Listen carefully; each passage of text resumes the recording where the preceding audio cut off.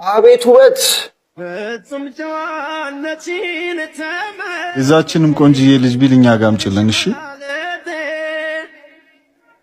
እሺ። ግን ብቻዋን አይደለችም፣ ጓደኞቹ የተጠቀሙትም አንድ ላይ ነው የተሰራው። ምን ችግር አለው? እቺ ለመሰለች ልጅ ምንስ ቢከፈላል? ከሷ አስተናጋጁ አታምርም ግን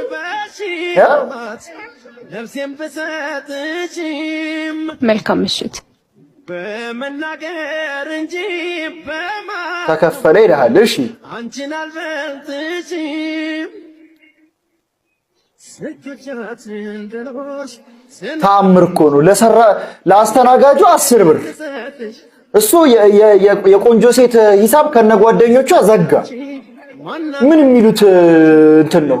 አንድ ስልክ ላውራ መጣሁ። ሂድ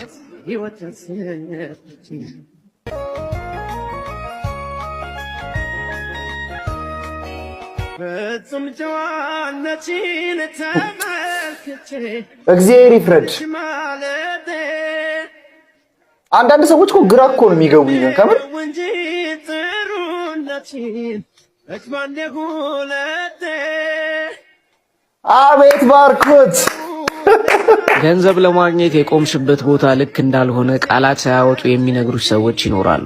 ልክ ያልሆኑት ግን እነሱ እንጂ አንቺ አይደለሽ። እርቃን ገለዋን እያሳየች ፊትሽ ላይ ሂሳብ የተከፈለላት ልጅ ምናልባትም እንዳንቺ ጠንካራ ሰራተኛ የነበረች ሴት ትሆናለች። የቆምሽበት ቦታ ልክ መሆኑን ለማረጋገጥ ከሰዎችና ከስጦታቸው አትጠብቂ። ህሊናሽን ብቻ ጠይቂ። ህሊና አይዋሽም፣ ምክንያቱም ህሊና ፈጣሪ ስለሆነ። ፈጣሪ ደግሞ የሴትነት ክብርሽን ጠብቀሽ ለደከምሽው ድካም ዛሬ ላይሆን ይችላል፣ ግን የሆነ ቀን ዋጋሽን ይከፍልሻል። አረ ባርኮት ትችያለሽ። አረ ባርኮት ይችላል። ባርኮት የሚመቻችሁ ሰዎች ኮሜንት ላይ ፕሊዝ። አቤት ውበት! ፍጹም ጨዋነትሽን ተመልክቼ እዛችንም ቆንጅዬ ልጅ ቢልኛ ጋምጭልን። እሺ እሺ። ግን ብቻዋን አይደለችም፣ ጓደኞቹ የተጠቀሙትም አንድ ላይ ነው የተሰራው። ምን ችግር አለው? እቺ ለመሰለች ልጅ ምንስ ቢከፈላል? ከሷ አስተናጋጁ አታምርም ግን ነፍሴን ብሰጥሽም መልካም ምሽት። በመናገር እንጂ ተከፈለ ይላል። እሺ አንቺን አልበልጥሽም